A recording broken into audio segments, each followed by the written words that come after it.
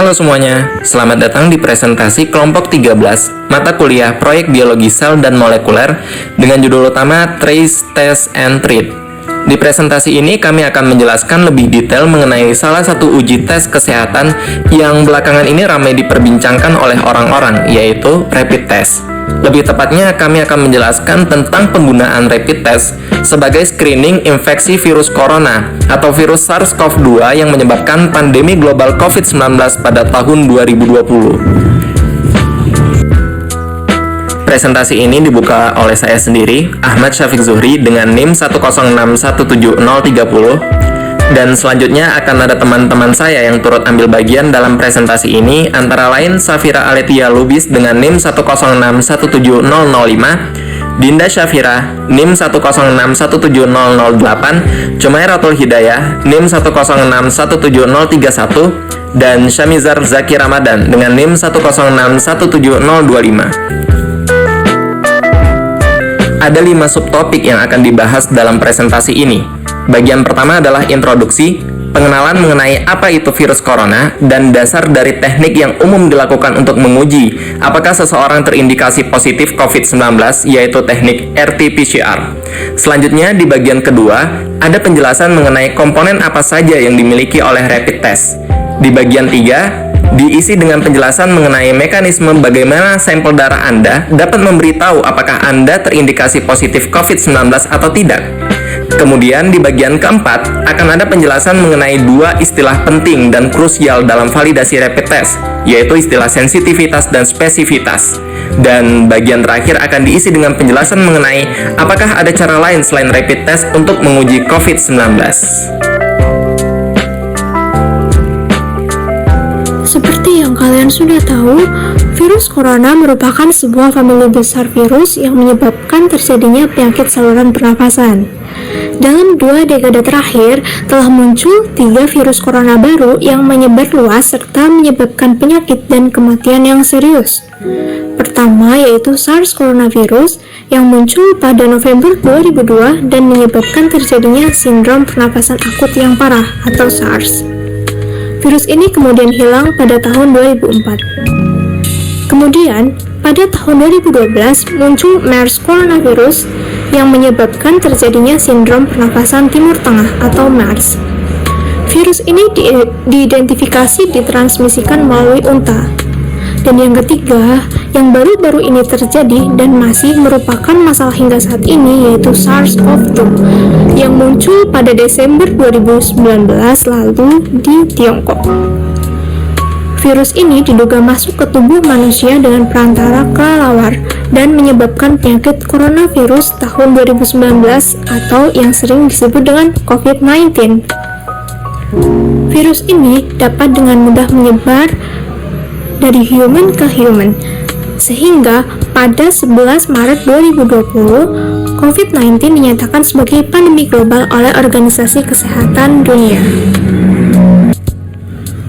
Karena COVID-19 dapat dengan mudah menyebar dan dapat mengakibatkan adanya korban jiwa, maka perlu dilakukan usaha agar penyakit ini tidak terlalu menyebar luas.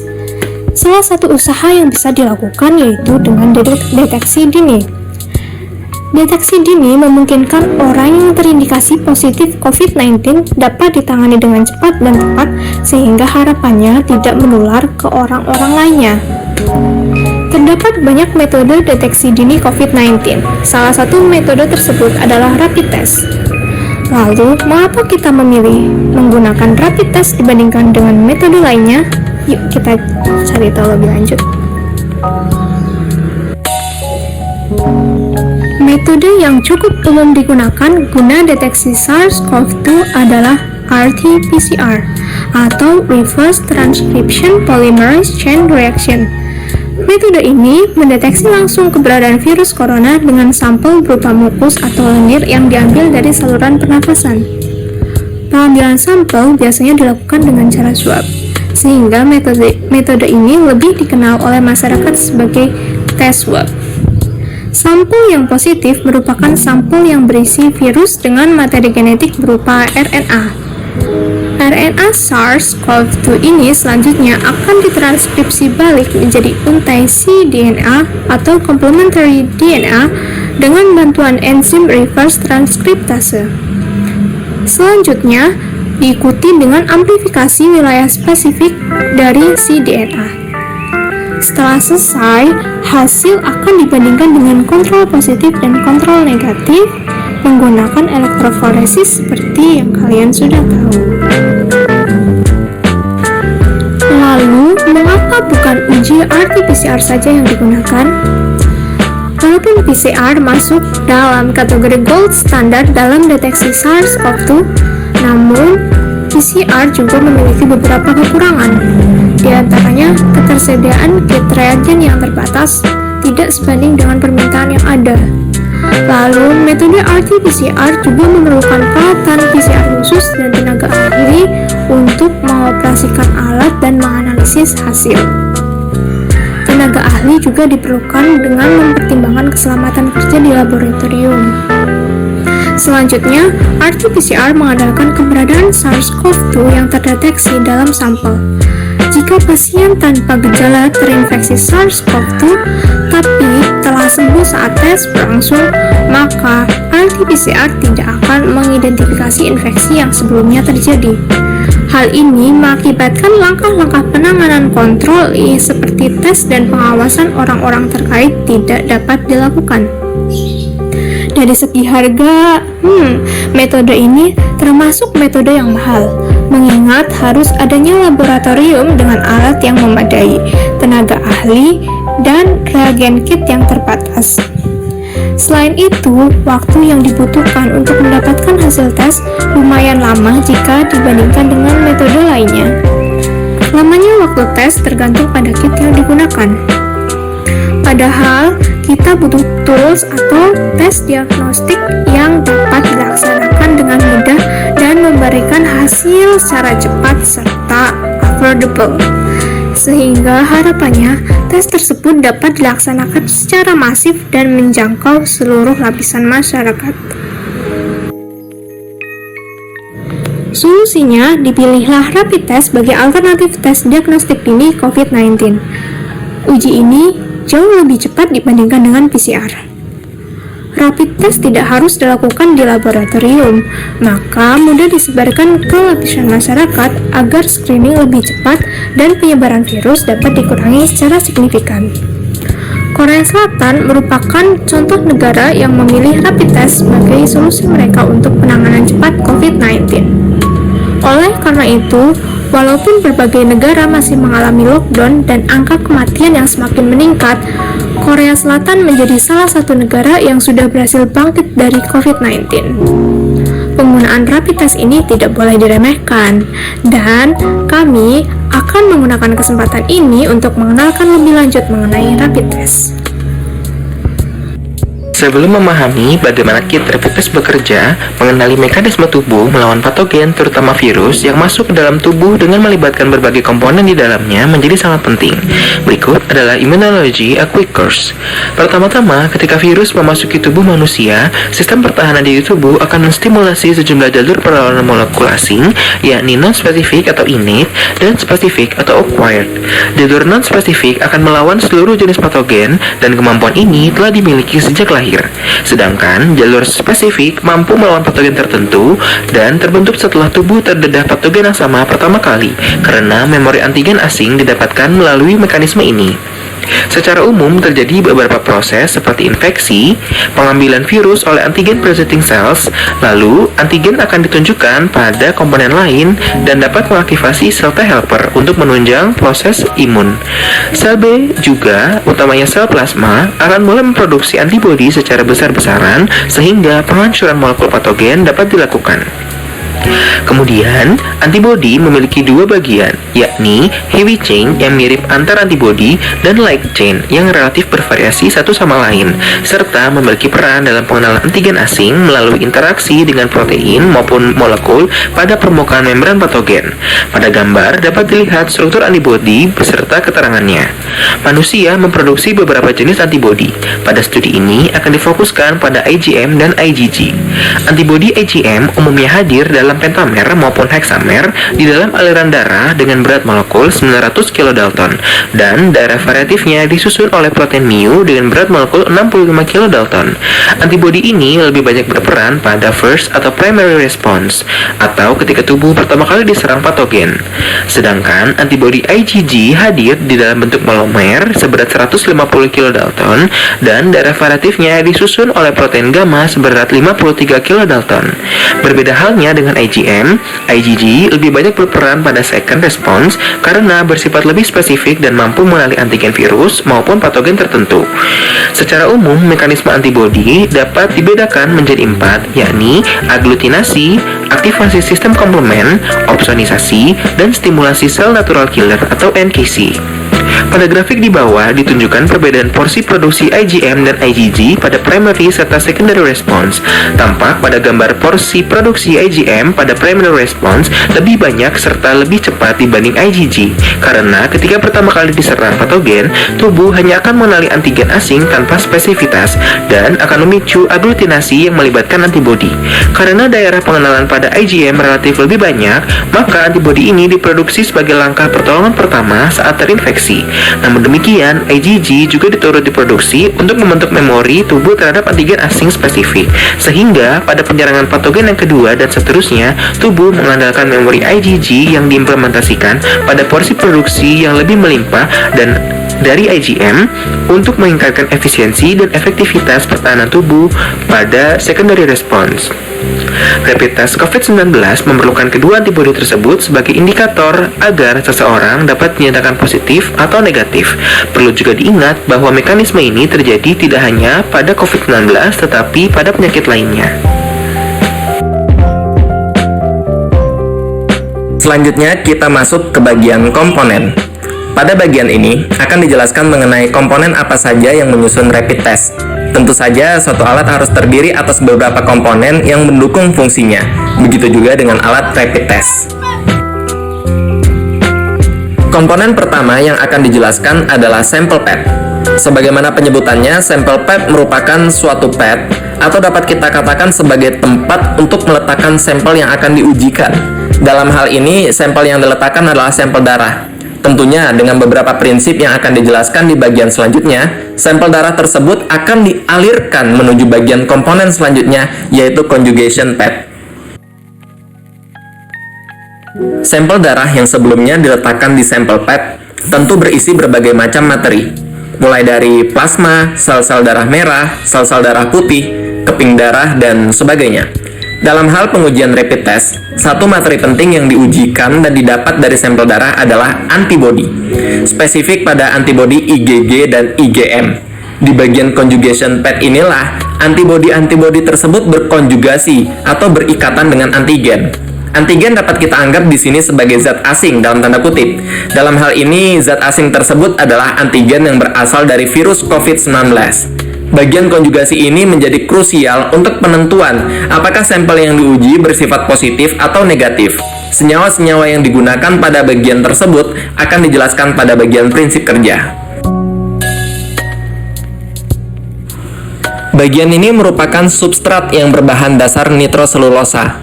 Sampel yang telah melewati bagian conjugation pad akan diteruskan ke membran nitroselulosa ini. Substrat ini memiliki dua fungsi utama, yaitu untuk membantu dalam pembentukan kompleks antibodi antigen dan visualisasinya jika terdapat sampel positif.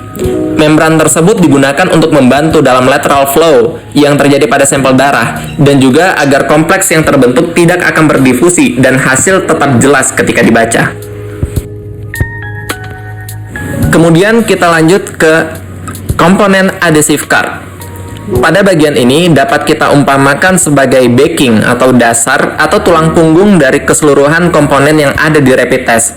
Sebagaimana namanya, adhesive card dibuat dengan bahan dasar yang bersifat adhesif, seperti polivinil misalnya, dan berfungsi untuk menahan agar cairan sampel tidak merembes keluar dari alat uji. M, G, dan control line merupakan garis merah yang terbentuk sebagai hasil visualisasi setelah konjugasi dan pembentukan kompleks antigen antibodi terbentuk. ada 3 garis yang divisualisasikan, yaitu garis kontrol, garis visualisasi untuk antibodi IgM, dan garis visualisasi untuk antibodi IgG.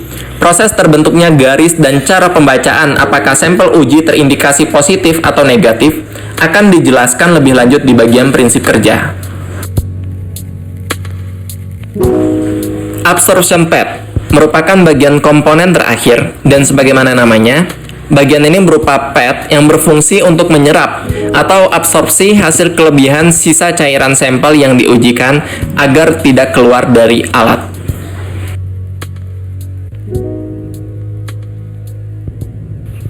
Sebetulnya ada senior lain yang harus dijelaskan juga, tetapi lumayan sederhana, lumayan self-explanatory. Pada sampel pad, kalau misalnya pasien ini positif, dia seharusnya mengandung IgM, IgG, atau kedua antigen seperti yang sudah dijelaskan. Pada bagian conjugation pad atau pada bagian kuning di gambar, itu udah mengandung gold antigen conjugate, yang bertindak sebagai semacam pewarna nanti untuk membaca hasil. Dan juga ada yang namanya gold rabbit IgG conjugate yang kurang lebih sama dengan gold antigen conjugate ini, tetapi sudah ditambahkan dengan IgG dari kelinci.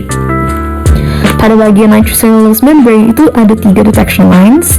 Pada garis C atau control itu ditambahkan anti-rabbit IgG, pada garis G ditambahkan anti-IgG, dan pada garis M itu ditambahkan anti-IgM.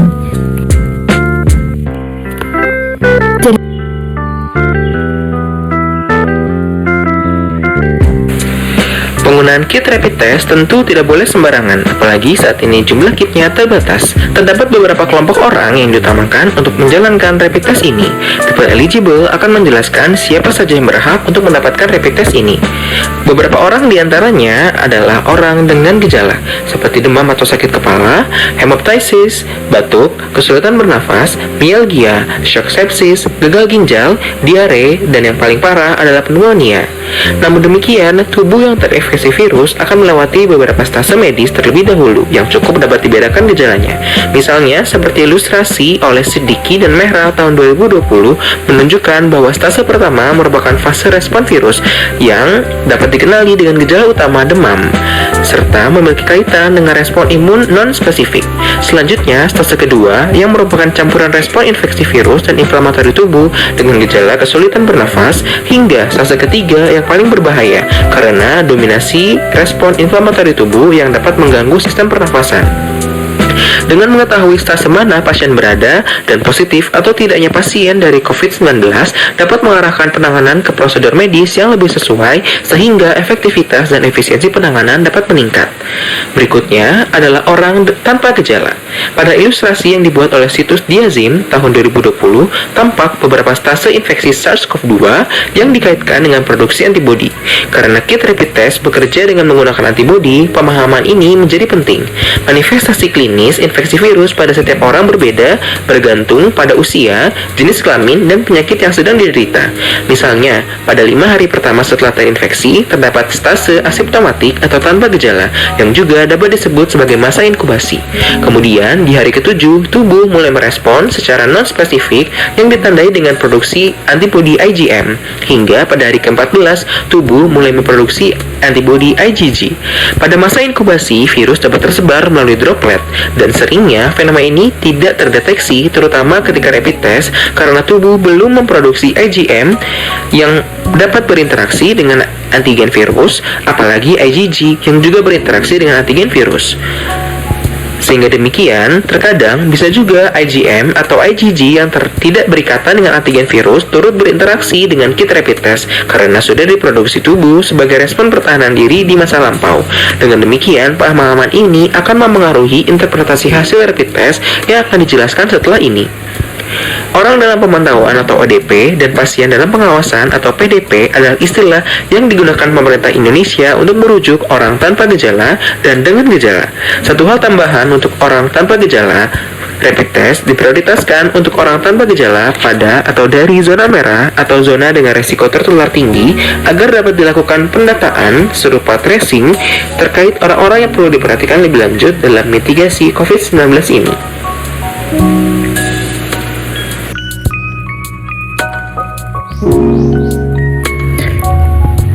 Agar kalian sudah ada gambaran ketika mengambil rapid test sendiri, atau kalau kalian kedepannya ingin mengambil sendiri, kami juga akan menjelaskan tentang prosedurnya. Nah, test pack ini lumayan kecil packagingnya dan terdiri dari beberapa komponen: test cassette, capillary tube, sample buffer, test instructions. Tetapi selain itu kalian juga harus menyiapkan alat dan bahannya sendiri. Disposable gloves, alcohol swab, dan safety lancet itu semuanya hanya boleh digunakan sekali. Dan selain itu kalian juga harus menyiapkan timer. Jari-jari yang ingin diambil darahnya akan dibersihkan terlebih dahulu dengan alkohol. Kalau misalnya jari ini sudah kering, lancet digunakan untuk menusuk jari tersebut untuk mengambil darahnya. Kalau misalnya darah udah muncul, darah yang muncul ini akan di swipe dulu, kemudian akan ditunggu lagi sampai darah keluar lagi. Setelah itu akan digunakan capillary tube untuk mengambil sampel darahnya. Nah, capillary tube ini itu bisa ada kapasitas maksimalnya, jadi tidak harus diperhatikan kalian mengambil berapa. Tetapi dalam kasus ini dengan test pack dari Archon Lab, itu sebenarnya ada garis untuk menentukan jumlah yang harus diambil. Dalam kasus ini itu 20 mikroliter. Nah, kalau misalnya sampel ini sudah diteteskan pada test pack dan sudah ditunggu selama 20 sampai 30 detik, harus ditambahkan assay buffer sebanyak 2 tetes atau yang sama dengan kurang lebih 90 mikroliter untuk mengurangi noise. Setelah waktu ini dalam kasus ini kami harus menunggu selama 15 menit dan setelah itu hasil dapat langsung dibaca.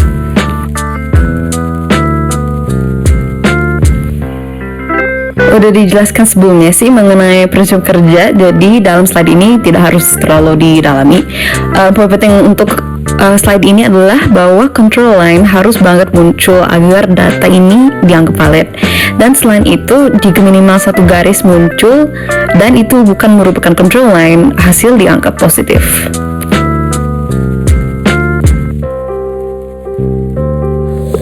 Penjelasan selanjutnya adalah terkait dengan validasi kit rapid test.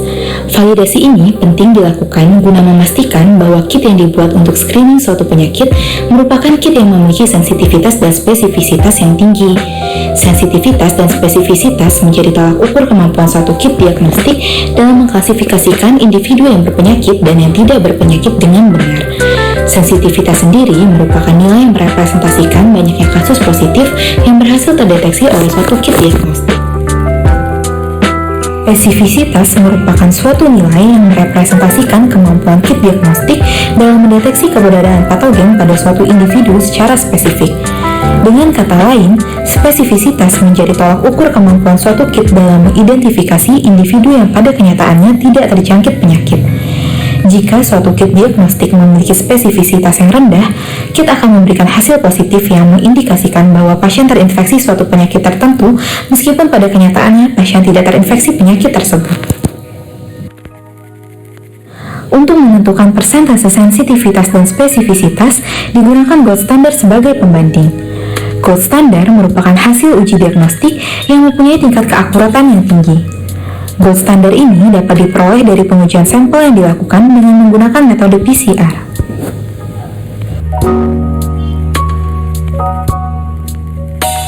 Selanjutnya, akan dijelaskan istilah-istilah yang nantinya akan berkaitan dengan perhitungan dalam penentuan persentase sensitivitas dan spesifisitas. Dapat dilihat skema pada layar. Apabila terdapat virus tertentu yang menjangkiti suatu populasi, maka populasi tersebut akan terbagi ke dalam dua kelompok, yaitu kelompok yang berisi individu yang terinfeksi dan yang tidak terinfeksi. Kemudian dilakukan screening terhadap individu dalam populasi tersebut dengan menggunakan kit rapid test. Apabila pengujian terhadap pasien yang terinfeksi menunjukkan hasil yang positif, maka hasil pengujian tersebut dikatakan true positif. True positif dapat diartikan sebagai data positif yang berhasil teridentifikasi dengan benar oleh kit diagnostik yang digunakan dalam pengujian. Sedangkan jika pengujian terhadap pasien yang terinfeksi menunjukkan hasil negatif, maka kondisi tersebut dinamakan false negatif. Dengan kata lain, false negatif adalah data yang teridentifikasi negatif oleh kit, sedangkan berdasarkan kenyataan seharusnya teridentifikasi positif. Jika pengujian yang dilakukan terhadap pasien yang tidak terinfeksi menunjukkan hasil negatif, maka kondisi tersebut disebut dengan true negatif. Artinya, true True negatif merupakan data negatif yang berhasil teridentifikasi dengan benar oleh kit diagnostik yang digunakan dalam pengujian. Sedangkan jika dari uji yang dilakukan terhadap pasien yang tidak terinfeksi menunjukkan hasil yang positif, maka hasil pengujian tersebut disebut sebagai false positif. Dengan kata lain, false positif adalah data yang teridentifikasi positif oleh kit, sedangkan pada kenyataannya negatif. Selanjutnya, akan dijelaskan cara perhitungan dalam penentuan sensitivitas dan spesifisitas. Seperti yang telah dijelaskan di slide sebelumnya, gold standard merupakan hasil uji diagnostik yang mempunyai tingkat keakuratan tinggi yang diperoleh dari pengujian menggunakan metode standar seperti halnya PCR. Dalam penentuan sensitivitas dan spesifisitas dilakukan dengan membandingkan antara hasil uji rapid test dengan gold standard. Hal ini dikarenakan gold standard dianggap dapat merepresentasikan kondisi yang sebenarnya. Dapat dilihat pada tabel di sebelah kanan, apabila berdasarkan gold standard suatu sampel terdeteksi terkena penyakit tertentu dan kit rapid test menunjukkan hasil yang positif terhadap penyakit tersebut, maka hasil rapid test yang diperoleh dikelompokkan ke dalam true positif. Sebaliknya, jika pengujian dengan rapid test menunjukkan hasil yang negatif, maka hasil yang diperoleh dimasukkan ke dalam kategori false negatif. Sedangkan apabila berdasarkan gold standard suatu sampel negatif terhadap penyakit tertentu dan hasil uji menggunakan kit rapid test menunjukkan hasil yang sama, maka hasil uji yang diperoleh digolongkan ke dalam true negatif. Sebaliknya, jika pengujian dengan kit rapid test menunjukkan hasil yang positif, maka hasil yang diperoleh dimasukkan ke dalam kategori false positif. Perhitungan persentase sensitivitas dilakukan dengan cara membagi jumlah true positif dengan penjumlahan antara true positif dan false negatif, kemudian dikalikan 100%.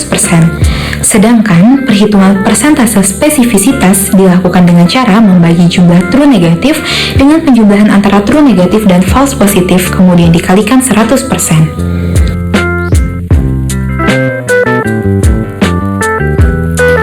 So let's talk about Abbott ID. Nah, Abbott ID ini merupakan produk dari US dan mempunyai waktu deteksi yang sangat cepat. Jika positif, waktu yang dibutuhkan itu hanya 5 menit, dan kalau misalnya negatif, maksimal 13 menit. Alat ini kurang lebih ukuran toaster dan dapat diletakkan di meja kantor, misalnya di counter, cashier, dan dapat digunakan berkali-kali oleh orang yang berbeda-beda. Di sini terlihat ada layar di sebelah kanan yang digital untuk memasukkan ID pengguna dan memulaikan rapid testingnya, dan di sebelah kiri itu ada kompartemen untuk memasukkan sampel kalian dalam bentuk ludah atau swab. Nah, sebenarnya produk ini sudah diproduksi untuk digunakan untuk mendeteksi virus lain, tetapi karena pandemik ini diperbolehkan oleh FDA untuk menggunakan produk tersebut sebagai rapid testing untuk COVID berdasarkan yang disebut Emergency Use Authorization.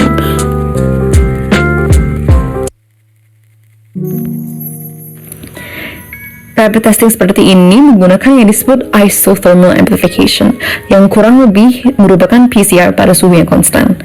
Secara spesifik, alat ini menggunakan NASPA atau Nucleic Acid Sequence Based Amplification, dan itu khusus untuk RNA seperti COVID atau single-stranded DNA.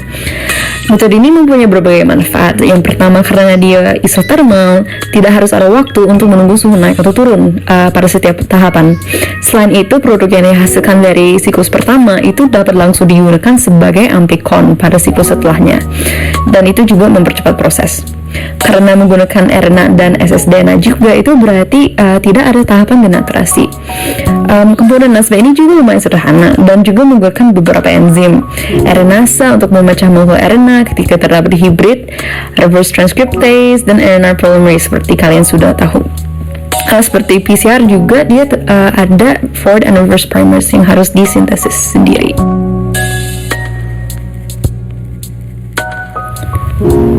Jadi NASPA ini dibagi menjadi 2 fase, dan pada fase inisiasi dengan suhu 65 Celcius akan digunakan forward primer atau P1 di gambar tersebut untuk melakukan hibridisasi dengan target RNA yang didapatkan di dalam sampel. Kalau misalnya primer ini sudah menempel, akan dilakukan ekstensi menggunakan reverse transcriptase atau RT. Setelah itu, karena RNA tidak dibutuhkan lagi, RNase H akan mendegradasi bagian tersebut, dan primer reverse juga akan hibridisasi pada sequence ini.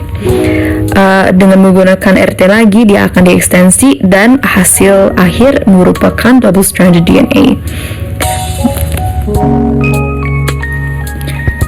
Fase amplifikasi ini kurang lebih sama dengan fase inisiasi ini, tetapi perbedaan utamanya adalah bahwa yang digunakan adalah hasil akhir dari inisiasi ini, bukan merupakan RNA asli dari sampel tersebut. Nah, karena metode seperti ini, dalam waktu yang sangat singkat, amplification fold yang didapatkan juga cukup tinggi dan produk akan meningkat secara eksponensial. Nah, pada produk Abbott ID ini, hasil harus banget langsung dideteksi biar dapat langsung dibaca. Dan ini justru yang juga digunakan oleh NASPA. Nah, NASPA ini menggunakan sebuah probe yang sequence specific. Seperti yang kalian dapat melihat di layar, dia terdiri dari sebuah hairpin structure dan juga di ujungnya terdapat sebuah fluorophore dan sebuah quencher yang berdekatan. Nah, yang fluorophore ini berfungsi untuk berpendar, dan justru yang quencher ini justru mengapa digunakan sebuah hairpin structure itu agar yang quencher ini dekat dengan fluorophore dan menghalangi dia untuk berpendar menggunakan energy transfer. Nah, ketika probe ini sudah menemukan sequence yang dicari dan menempel dengan target, konfirmasi probe ini akan berubah agar fluorophore ini tidak dekat dengan quencher tersebut lagi dan dapat berpendar. The thing is adalah bahwa ternyata berdasarkan literatur yang kami membaca, walaupun prosedur NASPA ini jauh lebih cepat dibanding PCR, proses tersebut sebetulnya masih membutuhkan kurang lebih sejam untuk mencapai amplification fold sebesar 10⁻⁷. So the question is, why does Abbott work so fast? Of course, ini merupakan produk komersial, jadi kami hanya bisa berspekulasi saja, tapi menurut kelompok kami ada kemungkinan bahwa pertama, pemanasan alat jauh lebih cepat, selain itu amplifikasi akhir tidak akan setinggi 10⁻⁷ juga, karena yang penting adalah bahwa amplikon ini terdeteksi oleh alat. Oleh karena itu, of course, alat ini juga harus mempunyai sensitivitas yang juga jauh lebih tinggi agar tetap akurat.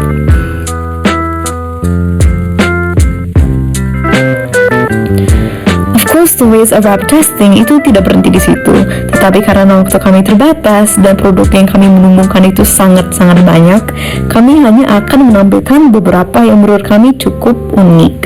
Yang pertama adalah sebuah lateral flow screening test yang menggunakan domain 1 pada SARS, dan yang kedua dan ketiga itu sebenarnya menggunakan Cas12 dan Cas13 untuk deteksi antigen. Dari ketiga produk ini sebenarnya belum ada yang jadi, belum ada yang di-approve, dan kemungkinan besar bahwa ini membutuhkan waktu yang masih sangat lama.